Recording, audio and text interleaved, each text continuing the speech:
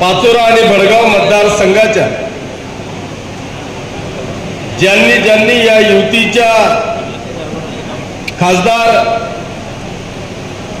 सौ स्मिताताई वाघ यांच्या निवडणुकीच्या निमित्तानं अतिशय प्रामाणिकपणे मेहनत करून इतक्या कठीण परिस्थितीमध्ये चांगल्या पद्धतीचं मताधिक्य दिलं त्याबद्दल सर्व कार्यकर्त्यांचे पदाधिकाऱ्यांचे मी मनापासून आभार मानतो।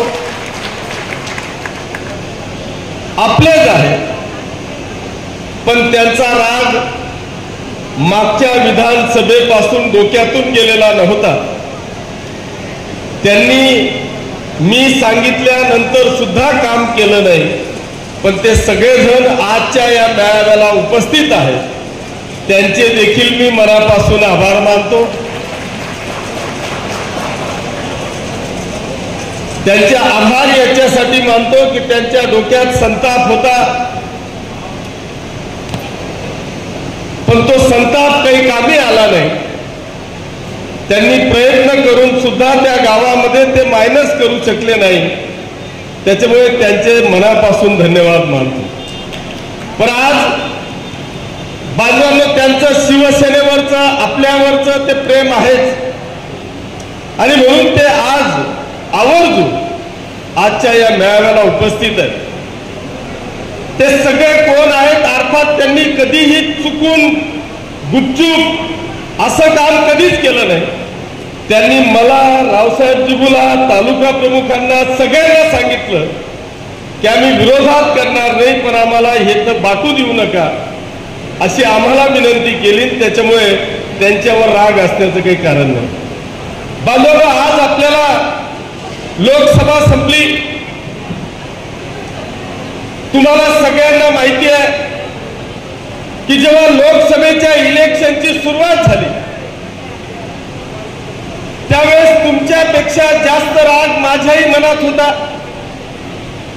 आणि मी तो माझी भडास ही त्याच मिनिटाला जेव्हा लोकसभेचा मेळावा झाला त्या दिवशी मी ही माझ्या मनातली सगळी भडास काढली आणि त्याच दिवशी शिवसेना भाजपच्या सगळ्या नेत्यांना मी जाहीर केलं की आम्ही शिवसैनिकांच्या रक्तामध्ये गद्दारी नाही आहे, आम्ही आजपर्यंत गद्दारी केलेली नाही आहे आणि भविष्यातही आमच्याकडून गद्दारी होणार नाही। त्याच्यामुळे आम्ही 100% लोकसभेच्या उमेदवाराचं प्रामाणिकपणे काम करू अशा पद्धतीची ग्वाही त्या ठिकाणी दिली आणि आज मला सांगताना आनंद होतो की आज जळगाव आणि रावेर लोकसभा मतदारसंघातल्या 100% विधानसभेच्या तमाम शिवसैनिकांनी प्रामाणिकपणे मदत करून या उत्तर महाराष्ट्रातल्या 8 पैकी ज्या 2 जागा आल्या त्या दोघही जागा ह्या जळगाव जिल्ह्याच्या आहेत आणि याच्यामध्ये खारीचा नव्हे तर त्या जिंकण्यासाठी सिंहाचा वाटा हा आमच्या तमाम शिवसैनिकांचा आहे। त्याच्यामुळे तुमच्यासह सगळ्या शिवसैनिकांचे मी मनापासून आभार मानतो। बांधवांनो, आज आपल्याला हा मेळावा आपण घेतलाय तो आभाराचा घेतलेला आहे, पण या मेळाव्याबरोबर तयारी आजपासून आपली विधानसभेची झालेली आहे। अर्थात आपण रोजच तयार असतो यात शंका नाही, पण बांधवांनो, आता खऱ्या अर्थाने आम्हाला विधानसभेच्या तयारीला ते बिगुल फुकायचं आहे आणि आजपासून विधानसभेची बूथनिहाय आम्हाला तयारी करायची आहे। माझी विनंती ही असणार आहे, मग ते जिल्हा प्रमुख असतील, उपजिल्हा प्रमुख असतील, तालुका प्रमुख असतील, आमच्या महिला आघाडीच्या सगळ्या पदाधिकारी असतील, यांना माझी प्रामाणिकपणे या निमित्तानं विनंती आहे की आपल्याला लोकसभेमध्ये जे जे काही अनुभव आले ते अनुभवातून आपल्याला शिकायचं आहे आणि ते शिकून ज्या ज्या काही चुका आमच्या झालेल्या असतील त्या चुकांना दुरुस्त करायचं आहे। माझी रावसाहेब पाटलांनी आपल्याला या निमित्तानं सांगितलं, आजही जर का आता बूथची यादी आपण पाहिली बांधवांनो, आता जमाना कुठतरी बदललेला, दररोज टेक्नॉलॉजी आपल्या सगळ्यांच्या समोर येते आहे, हा टेक्नॉलॉजीचा जमाना आलेला आहे। मग जर आपण लोकसभेला पाहिलं तर पूर्वी बूथच्या याद्या असायच्या, त्या याद्या पाहत पाहत आमचा बूथ प्रमुख परेशान व्हायचा. परंतु आता असे काही सॉफ्टवेअर आले की तुमचा नुसता मोबाईलवर नाव टाकलं की तुमच्या बूथचा क्रमांक येतो, नाव येतं आणि तात्काळ त्या मतदाराची मतदान त्या ठिकाणी होतं. इतका सोपा जमाना आलेला आहे. पण आजही आमचे 10% बूथ प्रमुख असे की त्याला यादीच वाचता येत नाही, तो अजूनही बूथ प्रमुख आहे.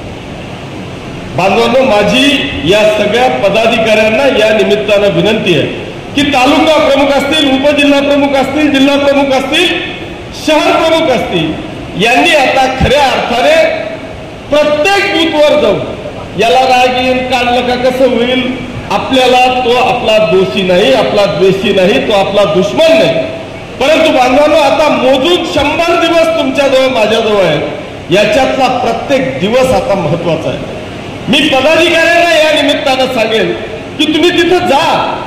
बूथ प्रमुख म्हणजे हा काही फक्त शेतकऱ्यांच्या सोसायटीचं जसं कर्ज आहे, मार्च मध्ये भरायचं आहे आणि एप्रिल मध्ये काढायचं आहे, तेवढ्या 2 दिवसात सोसायटीच्या संचालकांची जबाबदारी संपते.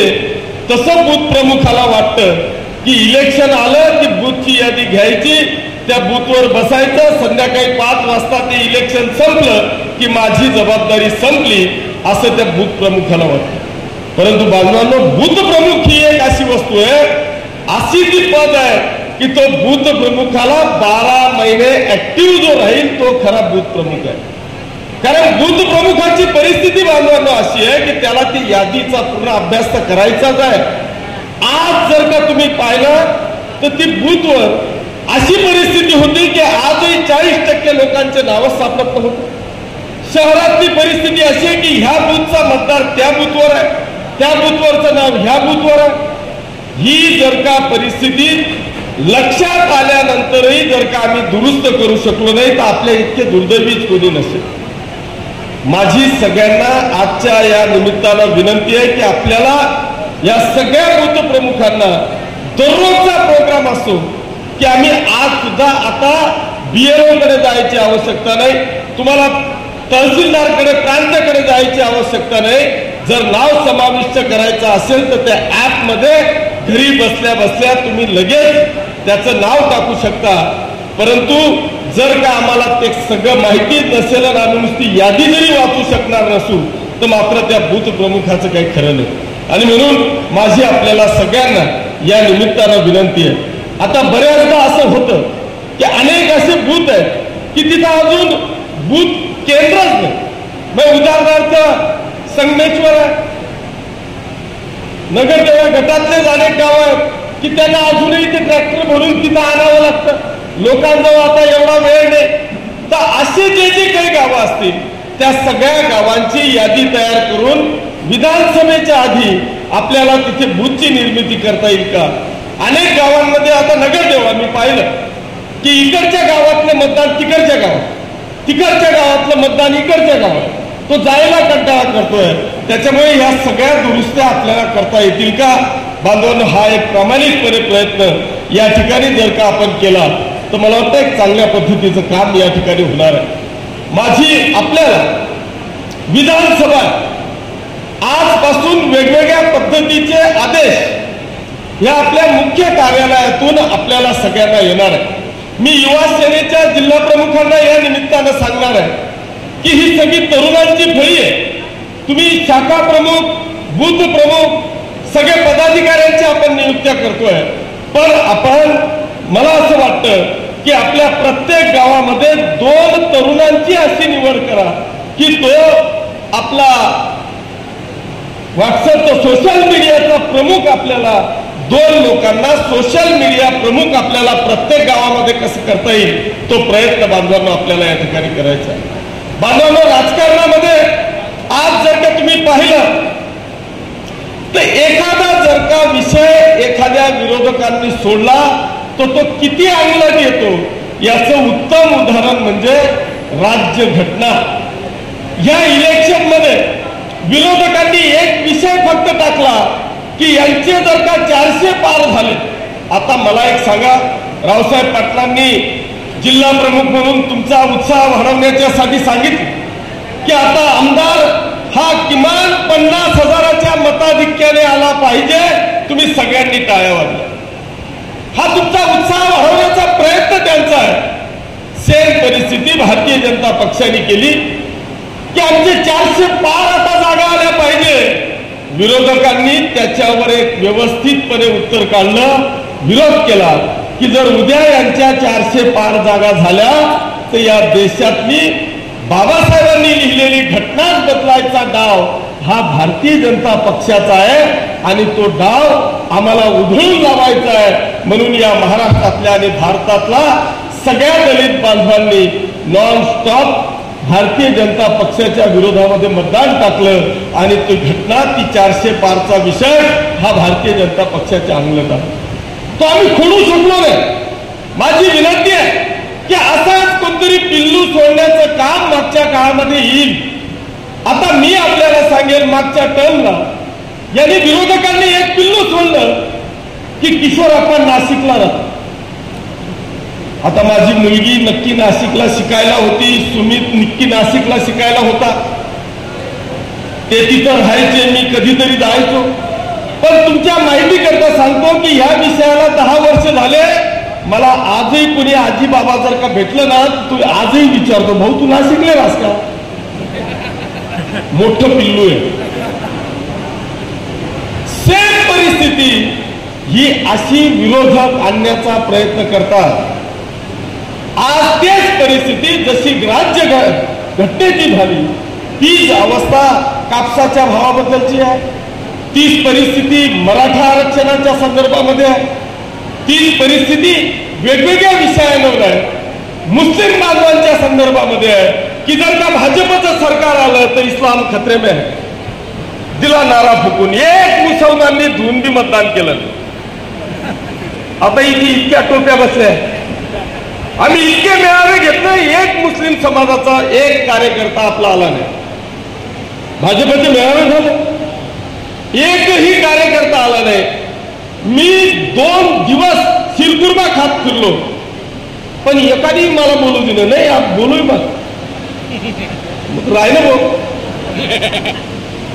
पण हे त्यांच्या डोक्यात गेलेलं भारतीय जनता पक्षाच्या विरोधातलं विष. सेम परिस्थिती आमच्या दलित बांधवांची झाली, सेम परिस्थिती मराठवाड्यातल्या आमच्या मराठा बांधवांची झाली. परंतु बांधवांनो, आज जर का आपण विचार केला तर या सगळ्या गोष्टींवर एकच उत्तर आहे की ज्यांनी पिल्लू सोडायचा प्रयत्न केला ते पिल्लू तिथल्या तिथे हाणून टाकायचं काम हे तुम्हाला आम्हाला करावं लागणार आहे. ते केल्याशिवाय बांधवांनो आपण पुढे जाऊ शकणार नाही. आणि म्हणूनच मी युवा सेनेवर ही जबाबदारी देतोय की तुम्हाला सोशल मीडियाचे प्रमुख हे प्रत्येक गावाला 2 करावे लागणार आहे. एक जर का विषय आपल्या कार्यालयातून सुटला तर 10व्या मिनिटाला माझ्या पाचोरा आणि भडगाव मतदारसंघातल्या प्रत्येक व्यक्तीपर्यंत तो कसा पोहोचेल याचं प्लॅनिंग आपल्याला करावं लागणार आहे. बांधवांनो, मी आपल्याला या निमित्तानं सांगेन, काही विरोधक आहेत ते विरोधक आता सांगतायत की किशोरप्पाचा पक्ष म्हणजे कॉन्ट्रॅक्टरांचा पक्ष. हे पण एक पिल्लू आहे. अशोकप्पा डोका हलवताय, बरोबर आहे, हे पण एक पिल्लू आहे. हे ज्यांचं कार्यालयात आम्ही बसलोय ना ते संजीव आबा पण आज कार्यक्रमाला आहे. शांताराम नानापासून कॉन्ट्रॅक्टर आहे. यांची मोनोपॉली होती. 2-3 कॉन्ट्रॅक्टरांपेक्षा या पाचोरा आणि भडगाव तालुक्यात कॉन्ट्रॅक्टरच नव्हता. याची मोनोपॉली होती, यांच्या व्यतिरिक्त रजिस्ट्रेशन नव्हतं. पण बांधवांनो, आज मला अभिमान वाटतो, मी अभिमानाने सांगतो की होय, मी कॉन्ट्रॅक्टरांचा आमदार आहे, पण अशा विशिष्ट 2-3 कॉन्ट्रॅक्टरचा नाही, तर माझा हा फाटका कार्यकर्ता 1000 कार्यकर्ता आज मतदारसंघामध्ये काम करतो. 1000 कार्यकर्ते. आणि जर अशा कार्यकर्त्यांना काम देऊन मी कॉन्ट्रॅक्टराचा आमदार असेल ना तर त्याचा मला अभिमान आहे. बांधवांनो, हा फाटका कार्यकर्ता किशोरप्पा सहित हा कार्यकर्ता फाटका होता. कारण एखाद्या व्यक्तीनेच फक्त मोठं व्हायचं, माझ्या कार्यकर्त्यांनी मोठं व्हायचं नाही. पण लोकांची प्रवृत्ती इतकी घाणेरडी आहे की एखादा गरीब झाला, एखादी गरज भासली ना तर त्याच्याकडे पाहायची ताकद याची नाही. पण आमची खेकड्याची प्रवृत्ती आहे, एखादा व्यक्ती, एखादा कार्यकर्ता जर का मोठा होत असेल ना तर त्याला कसा खाली खेचता येईल याचा प्रयत्न त्या असतो. आणि म्हणून बांधवांनो, मी आपल्याला सगळ्यांना या निमित्तानं विनंती करणार आहे. अरे इथे बसलेले माझे सगळे लोकप्रतिनिधी आहेत. या सगळ्यांच्या पोरांचे आता इंजिनियर झाले, सिव्हिल इंजिनियर झाले, त्यांचं रजिस्ट्रेशन झालंय. यांचा बाप जरी आज कार्यकर्ता आहे ना, तर याचा उद्या येणारा पोरगा हा सिव्हिल इंजिनियर म्हणून रजिस्ट्रेशन घेऊन त्या ठिकाणी येतोय. आणि मी प्रत्येक कार्यकर्त्याला मोठा करण्याकरता जर का मला काम द्यावं लागत असेल तर मी त्याला नक्की काम देऊन आणि त्याला मोठा करण्याचं काम बांधवांनो आज मी या ठिकाणी करणार आहे. आणि म्हणून माझी आपल्याला या निमित्तानं बांधवांनो विनंती आहे की मी अनेक विषय आपल्याला सांगितले की यांच्याजवळ तुमच्या विकासाची बरोबरी करायची ताकद नाही आहे, पण लोकांमध्ये संभ्रम निर्माण करायची क्षमता यांच्यामध्ये आहे. आता एक चौथा आणखी ते काहीतरी घालता की आता वैशुताई आहे, मग किशोरप्पाचे वैशुताईचं मग ते मतं डिव्हाइड होतील, मग त्यांची निर्मल सीड आहे, त्यांच्याकडे प्लॅनिंग आहे, त्यांच्या प्लॅनिंगवरच किशोरप्पा येत होता. हे बी एक पिल्लू आहे बरं. मग जर तुमचं प्लॅनिंग तुमची निर्मल सीड तुमचे लोक जर होते तर आमचा इतका कर्तृत्ववान आरो पाटलाला तुम्ही तिसऱ्यांदा कसं निवडून आणू शकले नाही, हा प्रश्न माझा त्यांच्या प्लॅनिंगला आणि त्यांच्या निर्मल सीडला. माझी बांधवांनो आपल्याला या निमित्तानं विनंती आहे, यांचं जे प्लॅनिंग आणि यांची कंपनी ही फक्त कॅबिन पुरती आहे. खरं प्लॅनिंग आणि खरं काम करायची क्षमता ही समोर ह्या शेड मध्ये बसलेली आहे. हा खरा प्लॅनिंग आहे, ही खरी वृत्ती आणि ही खरी प्रवृत्ती आहे. हे खरं आमचं सोनं आहे, ही खरी आमची ताकद आहे. राहिला प्रश्न प्लॅनिंगचा, पैसे देऊन अनेक प्लॅनिंग वाले तुमच्या मागे पुढे फिरतात. प्लॅनिंग करायला तुमची आणि आमची आवश्यकता नाहीये. आता बांधवांनो अनेक अशा एजन्सी आहेत. आता त्या प्रशांत किशोर म्हणजे जगातला एकदम मोठा भविष्यकार असं वाटायचं. प्रशांत किशोरने सांगितलं की एकट्या भाजपच्या जीवावर 300 पार होतील आणि भाजप एनडीए 400 पार होईल अशी परिस्थिती झाली. तो प्रशांत किशोर सगळी प्रेसवाल्यांना उत्तर देऊ शकत नव्हता. त्यांनी शेवटी मान्य केलं की नाही माझं चुकलं. अरे इथे चांगल्या चांगल्या प्लॅनर लोकांचे भविष्य खतम झाले, तुमचं कुठे प्लॅनिंग आणताय. कॅबिन मध्ये बसून बरेच लोक असे असतात की ते कॅबिन मध्ये बसून कोणालाही आमदार खासदार मुख्यमंत्री सगळ्यात सत्ता ते आणून टाकतात. बांधवांनो आज मला अभिमान वाटतो की ज्या पद्धतीने या लोकसभेच्या इलेक्शन मध्ये आमचं इलेक्शन नसताना सुद्धा या सगळ्या कार्यकर्त्यांनी खुर्च्या टाकू नका रे यातले तुम्ही बाहेर आखा. आपण याला जेवण इकडे चालू करू, या इकडे वाढायचंच नाही, आपण इकडे जेवण चालू करू. मी आपल्याला या निमित्तानं सांगेन की काही करण्याची आवश्यकता नाही. जर का मी आणि या राज्याचे मुख्यमंत्री आदरणीय एकनाथजी शिंदे साहेब यांच्या अध्यक्षतेखाली असलेल्या युतीच्या सरकारने जे कामं या राज्याकरता 2.5 वर्षामध्ये केली, त्या 2.5 वर्षाचे एक एक काम जर का आपण घराघरापर्यंत पोहोचवू शकलो ना, तर एक सुद्धा मतदार हा तुमच्या मागे जाणार नाही. तुम्ही फक्त निर्णय बघा काय निर्णय घेतलेला आहे. आज जर का पाहिलं तर मला असं वाटतं या महाराष्ट्रामध्ये जे काही आपलं सरकार आलं किंवा आपल्या मतदारसंघामध्ये सुद्धा जो काही लीड मिळाला ना, त्याचे सगळ्यात जास्त आभार कोणाचे मानायला पाहिजे ना, तर ते आमच्या महिला आघाडीचे मानले पाहिजे. सगळी महिला आघाडी टॉपवर होती. याचं कारणही कसं आहे की तुम्ही जर आज पाहिलं तर मला वाटतं सगळ्यात जास्त महिलांना न्याय देण्याचं काम आतापर्यंत कुठल्या सरकारने केलं असेल ना, तर ते आपल्या युतीच्या सरकारने केलंय. सगळ्या महिलांना न्याय देण्याचं काम बांधवांनो या ठिकाणी केली. लेक माझी लाडकी मध्ये 1 लाख रुपयाचं काम देण्याचं काम आदरणीय मुख्यमंत्री महोदयांनी केलं. महिलांना 50% तिकीट फुकट देण्याचं काम केलं. CRP महिलांना मानधन वाढवून देण्याचं काम केलं. पोलीस पाटलाचा पगार वाढवला, 15,000वर नेला. जर तुम्ही या सगळ्या गोष्टी जर समोर ठेवल्या ना तर एक सुद्धा व्यक्ती असा नाही की त्याला शासनाचा काहीतरी बेनिफिट भेटत नाही। आणि म्हणून बांधवांनो, मी आपल्याला या निमित्तानं विनंती करणार आहे की आज तिसरी टर्म आहे। मागची टर्म इतकी भयानक होती की त्याच्या इतका संकट हे कधीच येऊ शकणार नाही।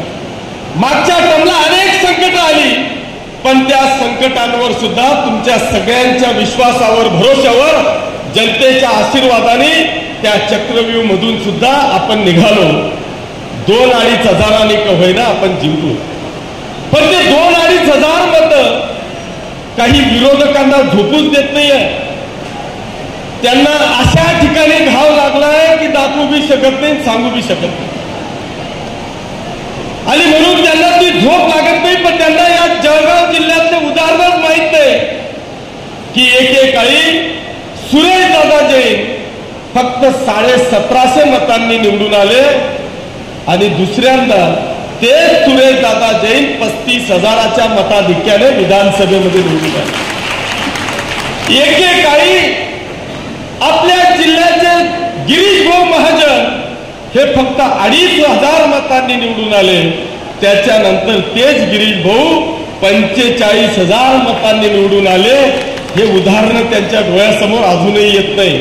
आणि म्हणून बांधवांनो, आपल्याला सगळ्यांना रावसाहेबांनी दिलेला शब्द, जसं रावसाहेब शब्द पाळतात, त्यांनी तुम्हाला शब्द दिला होता की ज्याचा 1 नंबरचा बूथ असेल त्याला 51,000 रुपयाचं बक्षीस मिळेल। आता मागे रवी केसवानी आहे, रामशेठ केसवानी आहे, बापू हटकर आहे, त्यांचा बूथ फक्त समोरच्याला 35 मत आहे आणि 850 वोटिंग हे आपल्या कमळ आहे। त्याच्यामुळे 1 नंबरचा बूथ म्हणून शिंदे नाही, मी सांगतोय ना पुढे। त्याच्यामुळे पण रावसाहेबांनी सांगितलं असं एका बूथला 51,000 देऊन चालणार नाही। माझे 51,000 आणि किशोर अप्पांनी दिलेले 41, 31, 21, 11 हे सगळे पैसे जमा करा आणि आज आमच्या या सगळ्या मेळाव्यातल्या कार्यकर्त्यांना मटणचं जेवण ठेवा। त्यांनी सगळे पैसे जमा केले आणि तिकडे रामशेठकडे देऊन टाकले की हे पैसे सांभाळा। खरंच मनापासून अभिनंदन आणि कौतुक करतो की एक चांगल्या पद्धतीचा लीड तर आपण आणलाच, पण रावसाहेब पाटलांनी आमची खिल्ली उडवली की आमचा खडकदेवळा लोहटार गट हा मायनस आहे। पण रावसाहेबांना हे माहित नाही की मागच्या विधानसभेला नगरदेवळा गट फक्त 100 मतांनी प्लस होता, 100 मतांनी प्लस होता आणि आमचा लोटार खडकदेवळा गट हा 3,500 मतांनी प्लस होता। त्याच्यामुळे काळजी करू नका, आपली आता विधानसभेची लागली। विधानसभेला हा आमचा लोटार खडकदेवळा गट हा 5,000 मतांनी पुढे असेल। आता पाहतो नगरदेवळा गट किती मतांनी पुढे असेल। पण हरकत नाही बांधवांनो, मी लोटार खडकदेवळा गटाच्या ज्यांचे ज्यांचे मायनस आहेत या सगळ्या बूथ प्रमुखांना मी या निमित्तानं विनंती करणार आहे की तुमच्या आणि माझ्या सहित ही आत्मपरीक्षण करण्याची वेळ आहे, ही दुरुस्त करण्याची वेळ आहे की माझा मतदारसंघ नेमका का मायनस राहिला, याचं आत्मपरीक्षण बांधवांनो आम्हाला करायचं आहे। आता गाव नाही, आता बूथ माझा मला संरक्षक कसा शेवटा येईल, माझा बूथ मला प्लस कसा करता येईल, हा प्रयत्न आता बांधवांनो आपल्याला सगळ्यांना करायचा आहे। एकही बूथ 329 पैकी एकही बूथ माझा मायनस जाणार नाही याची काळजी मला घ्यायची जर का असेल तर आता खऱ्या अर्थाने मी माझ्या मुस्लिम बांधवांना, मुस्लिम पदाधिकारी असतील, आमचे दलित बांधव असतील, यांना सुद्धा माझं आव्हान असणार आहे की ठीक आहे, जे झालं ते झालं। जे काही तुमच्या डोक्यात वेगवेगळ्या पद्धतीचे चित्र निर्माण करण्याचा प्रयत्न केला आणि त्याच्यामध्ये आम्ही कुठेतरी फसलेलो आहे। माझी विनंती आहे, इथे डोंगरगावचे माझे पदाधिकारी बसलेले आहेत। मला आठवतं आजपर्यंत शिवसेना आणि भारतीय जनता पक्षाच्या युतीला त्या डोंगरगावनी कधीही मायनस दिलं नाही। मागच्या 35 वर्ष झाले मी पाहतोय एकदाही ते गाव मायनस नाही। पण ह्या वेळेस मी सुभाष भाऊ आणि प्रकाश भाऊला विचारलं की आपलं गाव असं कसं काय मायनस नाही, काय माहित सर्व लोकांच्या डोक्यात ते कपाशीचा भाव असं हे घुसलं तसं ते घुसलं. पण बांधवांना या निमित्तानं माझी आपल्याला सगळ्यांना या सगळ्या दुरुस्त्या आपल्याला कराव्या लागणार आहेत. या सगळ्या दुरुस्त्या जेव्हा करू तरच आपण विधानसभेला बांधवांना आपण काम करू शकणार आहे. मी आपला जास्त वेळ घेणार नाही, पण आज हा पहिला आणि शेवटचा मेळावा आहे असं म्हटलं तरी वावगं ठरणार नाही. आपल्याला आज नंतर खऱ्या अर्थाने प्रत्येकाला प्रोग्राम भेटणार आहे आणि त्या प्रोग्रामचं इम्प्लिमेंट करणं तुमची आणि माझी सगळ्यांची जबाबदारी आहे. मी 10% बूथ प्रमुख असे पाहिले की त्यांना बूथची थैली दिली, यादी दिली, पाकिट दिलं, ती पाकिट काढून घेतलं, थैली तिथंच होती.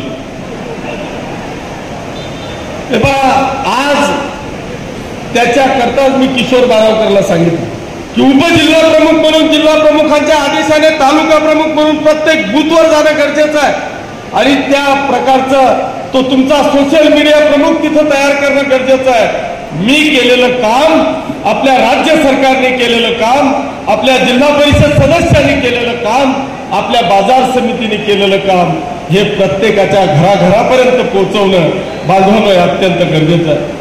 मी ताईंचं भाषण ऐकत होतो, आमची ताई मी पहिल्यांदाच ऐकलं, पण आज मी युवा सेनेच्या देखील सगळ्या पदाधिकाऱ्यांचं अभिनंदन करेन. हे प्रत्येक ठिकाणी मी एकाही मेळाव्याला बैठकीला त्यांच्या गेलो नाही. रावसाहेब, सर्व युवा सैनिक माईक हातात घेऊन डेअरिंग करायला लागलेले, जोरात बोलायला लागलेले. तीच परिस्थिती आमच्या महिला आघाडीची आहे. ताई, आता आम्हाला चारी बाजूने घेरावं लागणार आहे. युवा सैनिक एका बाजूने काम करतोय, महिला आघाडी दुसऱ्या बाजूने काम करते आणि शिवसेना ही तिसऱ्या बाजूने काम करते. अशा पद्धतीने जर का आम्ही व्यूहरचना केली, प्रत्येकाने वेगवेगळी आपली जबाबदारी, प्रत्येक ठिकाणी फक्त किशोरप्पाच पाहिजे, सुमित दादाच पाहिजे असं नाही, तर जिथे पटेल तिथे यांच्या विना ही संघटना आम्हाला कशी बांधता येईल हा प्रयत्न बांधवांनो आपल्याला या ठिकाणी करायचा आहे. आम्ही सगळेजण सज्ज झालेलो आहोत. आजपासून आम्ही कामाला लागलेलो आहोत आणि येणारी विधानसभेवर जोपर्यंत हा शिवसेनेचा भगवा झेंडा फडकत नाही तोपर्यंत आता आम्ही स्वस्थ बसणार नाही. अशा पद्धतीची भूमिका बांधवांनो आपल्याला आजच्या या मेळाव्यातून घालायची आहे. राहिला प्रश्न विकासाचा, जे काही विकास कामं आहेत ते प्रत्येकाच्या घराघरापर्यंत पोहोचवायचे आहेत. 1 जुलैपासून आपली ही आचारसंहिता संपणार आहे आणि ही आचारसंहिता संपल्याबरोबर प्रत्येक गावात, प्रत्येकाच्या घराघरापर्यंत आमचे बॅनर, पोस्टर सहित पॉम्पलेट कसे पोहोचतील हा प्रयत्न आपल्याला करायचा आहे. माझी फक्त विनंती आपल्याला सगळ्यांना असणार आहे, जसं मी सांगितलं की अनेक जण कोणी मनावरच घेत नाही की आपण घरी पॉम्पलेटचा गठ्ठा आला ठेवून द्या, तो उशाखालीच राहतो, तो विषय पुढे जात नाही. माझी बांधवांनो तुम्हाला सगळ्यांना हात जोडून विनंती आहे, आज जर का तुम्ही लोकसभेचं इलेक्शन पाहिलं, जो कोणी विचारही केला नव्हता, अनेक जण पहिले 1000 मतांनी पुढे होते, तर नंतर 48 मतांनी दुसरा येऊन गेला. प्रत्येक मताला किंमत आहे. जे कमी लोकसभेला मी तर माझ्या आयुष्यात पाहिलं नव्हतं इतकं भयानक मतदान, तिथे तर 2-2, 4-4 मतांचं सुद्धा महत्व लोकसभेच्या इलेक्शन मध्ये आपल्याला पाहायला मिळालं. आणि म्हणून कुठेही कंटाळा न करता येणाऱ्या 100 दिवसापर्यंत, आपल्या काउंटिंगच्या दिवसापर्यंत, वोटिंगच्या शेवटच्या क्षणापर्यंत काय मला करता येईल तो करण्याचा तर प्रयत्न करायचाच आहे.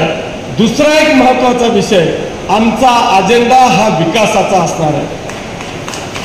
आम्हाला जात पात धर्म या विषयावर बोलायचंच नाहीये, या विषयावर जायचंच नाहीये.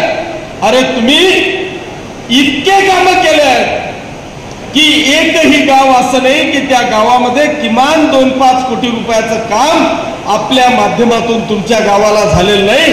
इतकी मोठी विकासाची गंगा बांधवांनो ती आपण पोहोचवलेली आहे. आणि म्हणून प्रत्येक घरापर्यंत मला कसं जाता येईल, प्रत्येक घरापर्यंत आपलं विकास काम कसं पोहोचवता येईल हा प्रयत्न बांधवांनो आपण सगळ्यांनी करावा, एवढी एक आग्रहाची विनंती करतो.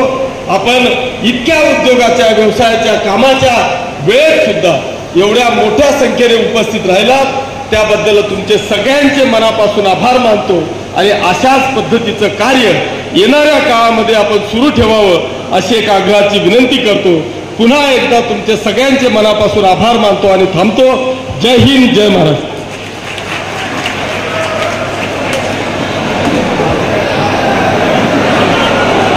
या बाजूची जी पहिली लाईन आहे